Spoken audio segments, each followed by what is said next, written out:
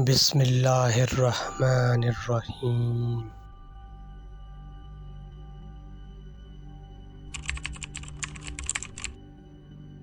ناظرین و سامعین السلام علیکم۔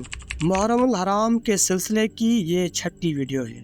اس سے پہلے 2، 3، 4، 5 اور 6 محرم الحرام کے واقعات آپ کی خدمت میں بیان کیے جا چکے ہیں۔ 7 محرم الحرام کے دن جب کھولی بن یزید کا خط ابن زیاد ملعون کو موصول ہوا تو اس کی آنکھیں سرخ ہو گئیں اور اس نے عمر ابن سعد کو خط ارسال کیا جس میں اس نے امام حسین علیہ السلام پر جلد از جلد پانی بند کرنے کا حکم دیا اور لکھا کہ پانی کی ایک بوند بھی نہ پینے دو یہاں تک کہ حسین ابن علی پیاس کی شدت سے یزید کی بیعت کر لے۔ یہ خط 7 محرم کو ابن سعد کے پاس پہنچا تو اس نے فوری طور پر عمر ابن حجاج زبیدی کو بلایا اور اسے 500 سپاہیوں کا مسلح دستہ دے کر فرات کے کنارے پر پہرے دار بنا دیا اور اس کو حکم دیا کہ پانی کا ایک قطرہ بھی امام علیہ السلام تک نہ جانے پائے۔ پھر حجاز بن ابہر کو بلا کر کہا کہ 4000 کا لشکر لے جاؤ اور عمر ابن حجاج زبیدی کی نصرت کرو۔ وہ 4000 کا لشکر لے کر نہر فرات کے کنارے پہنچ گیا اور لشکر نے پورے کنارہ فرات پر قبضہ کر لیا۔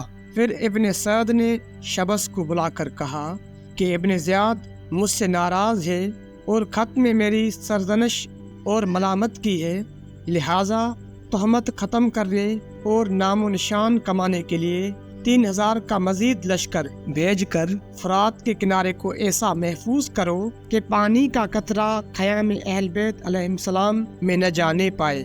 شبس بن ربی 3000 سفاک خون ریز نوجوانوں کو لے کر گیا اور وہ طبل بجاتے ہوئے نہر فرات پر پہنچے اور ہر طرف سے ایسا محفوظ کیا کہ پرندہ بھی وہاں سے پرواز نہ کر سکتا تھا۔ روایت کے مطابق کنارہ فرات پر پہرے دار سپاہی 7500 تھے اور اس ترتیب کے لحاظ سے 7ویں محرم سے امام حسین و اہل بیت علیہ السلام پر پانی بند ہوا۔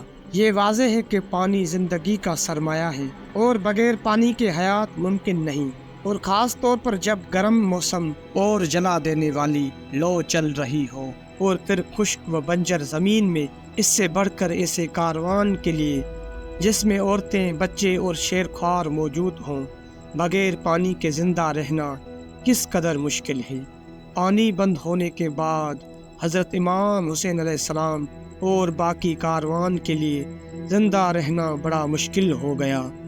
اصحاب پانی کی طلب میں گئے لیکن خالی ہاتھ واپس آئے، اس لیے شکستہ حال، دکھی دل اور حال سست ہو گئے۔ آہستہ آہستہ دن چڑھا تو ہوا بھی مزید گرم سے گرم تر ہوتی گئی، حتیٰ کہ جب زوال کا وقت اور سورج سر پر تھا تو گرمی کی انتہا ہو گئی۔ حالت یہ ہو گئی کہ تمام اصحاب کی نظریں فرات کے کنارے پر لگی ہوئی تھی اور کنارہ فرات کے موکلین کی بے حیائی بھی اس قدر تھی کہ اپنے جام اور مشکیزیں پانی سے بھرتے اور ہوا میں انڈیل دیتے۔ ہائے افسوس! جبکہ پانی کے گرنے اور شرشر کی آواز کاروان حسینی سن رہا تھا اور وہ ملعون صدائیں دیتے کہ یہ کتنا میٹھا پانی ہے اور کس قدر صاف پانی ہے۔ اس قسم کی آوازوں سے وہ کاروان حسینی سے مذاق کرتے تھے اور ان پیاسوں میں پانی کی شدت پیاس بڑھاتے تھے، حتیٰ کہ کئی بدبخت تو امام حسین علیہ السلام کی توہین کرتے اور آپ علیہ السلام کے قلب مبارک کو دکھی کرتے تھے۔ صاحب ارشاد لکھتے ہیں کہ ایک مرتبہ عبداللہ بن حسین ازدی نے اونچی آواز سے کہا، اے حسین، یہ دیکھو پانی ہے، آسمان کے دل کی طرح صاف پانی ہے، خدا کی قسم اس پانی سے ایک قطرہ بھی نہیں دیں گے حتیٰ کہ پیاس سے مر جاؤ گے۔ امام حسین علیہ السلام نے فرمایا، اے میرے اللہ، اس کو پیاسا قتل کر اور اس کو کبھی معاف نہ کرنا۔ امام حسین علیہ السلام کی یہ دعا قبول ہوئی، کیونکہ حمید بن مسلم راوی کا کہنا ہے کہ واقعہ کربلا کے بعد یہ ولد زنا ایسے مرض میں مبتلا ہوا کہ سکرات موت کے وقت سخت پیاسا تھا۔ میں اس کے ہاں گیا تو بار بار پانی پی رہا تھا، لیکن پیاس نہ بجھتی تھی۔ وہ اس قدر پانی پیتا کہ اس کا پیٹ مشک کی طرح پر ہو جاتا، پھر اسی پانی کی قے آ جاتی، اور یہی حال اس بدبخت کا آخری وقت میں تھا، حتیٰ کہ اسی کیفیت میں واصل جہنم ہوا۔ جب خیام امام علیہ السلام میں پیاس کی شدت محسوس کی گئی اور بچوں اور عورتوں نے نڈھال ہونا شروع کیا، تو امام حسین علیہ السلام نے ایک نیزہ اٹھایا اور خیام اہل بیت سے 19 قدم قبلہ کی طرف جا کر نیزہ زمین پر مارا۔ وہاں سے صاف اور میٹھے اور خوشگوار پانی کا چشمہ پھوٹ پڑا۔ امام حسین علیہ السلام، ان کے اصحاب اور اہل بیت سب نے سیر ہو کر پانی پیا، اور مشکیں اور برتن بھی پانی سے بھر لیے۔ پھر وہ چشمہ غائب ہو گیا۔